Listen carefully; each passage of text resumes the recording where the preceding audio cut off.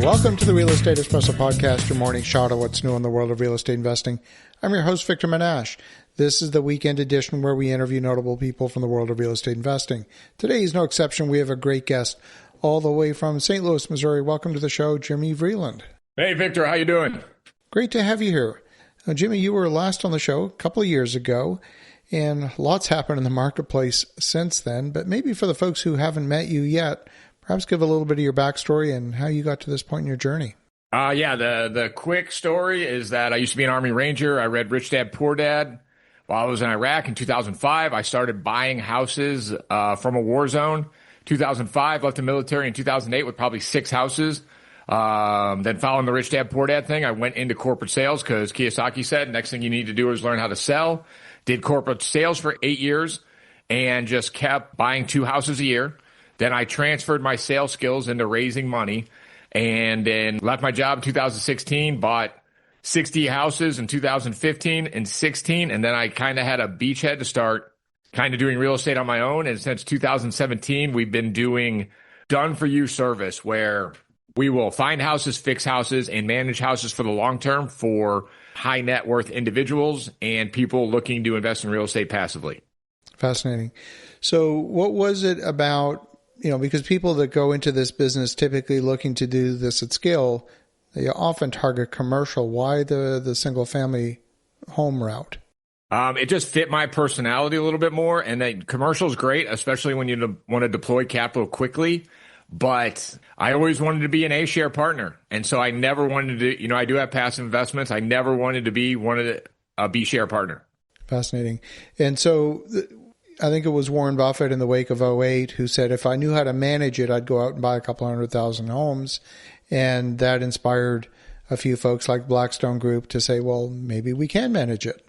Yeah. And yet detached single family homes are difficult to manage. Because just by very nature are distributed. So you're allocating resources over a larger geographic radius. And so that inherently is more expensive to do on a per unit basis. Yeah. I mean, if you're looking at things per unit, I tend to look at things portfolio wise. And if you are the only and the A-share partner on an asset, you're definitely making more money. Your net worth definitely growing faster. Now, there's gives and trades with everything. If you want to buy a 100-unit building, you get to do that in one transaction. Building up a single-family portfolio, it does take time. Yeah, no question. So you mentioned Robert. Robert's a friend. He's an interesting guy, a lot of very sometimes contrarian perspectives. What are some of the lessons that you are carrying with him today? And I do follow some of his even most recent posts in the last few weeks where he's demonstrating a tremendous amount of insight into everything from geopolitics to even what's happening in the precious metals markets. I mean, I read all of his stuff up probably till like 5 years ago.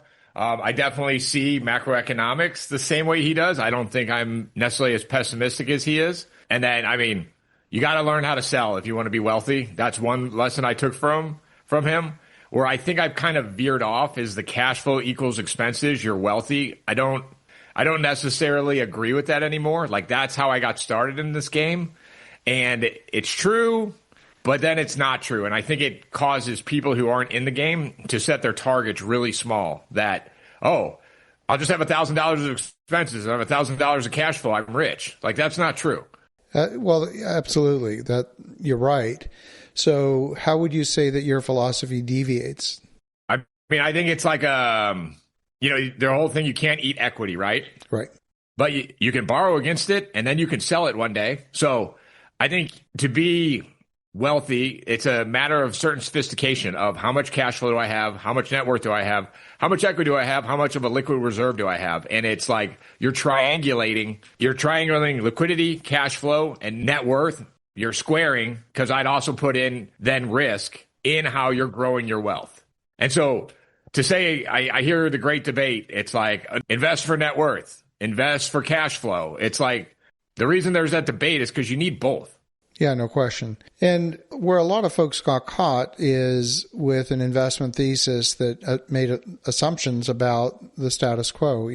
Investors love things to be boring and predictable, and life isn't always like that. If we were sitting here in February of 2019, and I told you there was about to be a global pandemic and the world was going to shut down for 2 years, and that needed to be part of your risk management plan, you'd be looking at me like I was some kind of lunatic.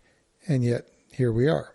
But let me just tell you this, of my study of economics, it's why I particularly like real estate and single family real estate, because the government is always going to be protecting this asset class. Like, look what Trump just did about buying $200 billion in bonds, right? Fannie and Freddie. You would know this better than me, but that's not really going to benefit a commercial investor much, right? No, not at all. But well, it might. It might lower rates overall, right? Yeah. But I do feel like the government, if they saw a bunch of commercial investors in trouble, they'd be like, whatever, figure it out. Where single family, they're constantly trying to get people into single family homes. 100-unit apartment owners don't drive a lot of votes. That's clear. Yeah. So how has the strategy evolved over the last couple of years? Obviously, interest rates have gone up. Are you locking into long-term debt? How are you weathering that storm? And how are you weathering the storm of falling employment? So tell me what you think about this thesis. You know, the investors I work with, they make over $300K a year. They got probably $150K liquid. So we work between people who make $300 and $1 million a year. And these people have a huge tax target on their back, and they make too much money to get subsidies for being not wealthy. And they don't make as much money like the uber wealthy to get subsidies for being wealthy, right? So you're right in this in between. And so I have a fundamental belief that every American should get as many 30-year fixed loans as they possibly can. Another thing Warren Buffett said. Yes. Like, it's a phenomenal debt instrument. It works for everybody's primary residence. Why not get 20 of them? I'm not saying you need to get, I'm not necessarily recommending 100 units for every American, but I am recommending 20. Can individual investors get that many before they Fannie and Freddie out? Won't they get capped at 10 or? You get capped at 10, but if you're married, you get 20. And I know it's frustrating for some non-real estate professionals to be like, oh, I can't take advantage of the big, bold, beautiful bill this year. But like, you do have a tax savings account with the IRS where you one day do get to take all of this tax saving. Yeah, the benefits of bonus depreciation and things like that, unless you're a real estate professional, aren't necessarily flowing through to you the way they would be if you were in the game commercially. Yeah. And so, you know, I recommend people, especially to learn this game, is to get your 20 single families and then go ahead, go do a syndication, go do that. But like, especially if you're making really good money like that in your 30s, you just don't have really enough money for a syndication to really make a big impact. Yeah, that's absolutely true. That's absolutely true. So the properties that you're acquiring for yourself and for some of your other investment partners, are they geographically co-located within a radius? What's your investment criteria? Yeah, so they got to be 45-minute radius, not in Illinois of St. Louis, a 45-minute radius of Little Rock, Arkansas, and Wichita, Kansas. Why those three markets? Those are the three markets that we are home buyers in. And so I think what's unique about my service is we are very good at home buying. And so my clients are going direct to seller for their product. I'm not pulling the stuff off the MLS or things of that nature. And are you acquiring these properties distressed? Are you acquiring them simply below market and then repositioning them? What's the plan? Yeah. So what I do for my clients is I'm going to get them all into the deal for 85%, and they're going to be able to refinance. We're going to do a BRRRR or a BRRRR key. We used to do a bunch of turnkey where the client would buy the house at market value or a little bit over, quite frankly, and rely solely on the cash flow. And then I looked at my margins and I'm like, wait a minute, the person who's making really good money is the lender and the title companies, because I got to do 2 transactions and I got to hold.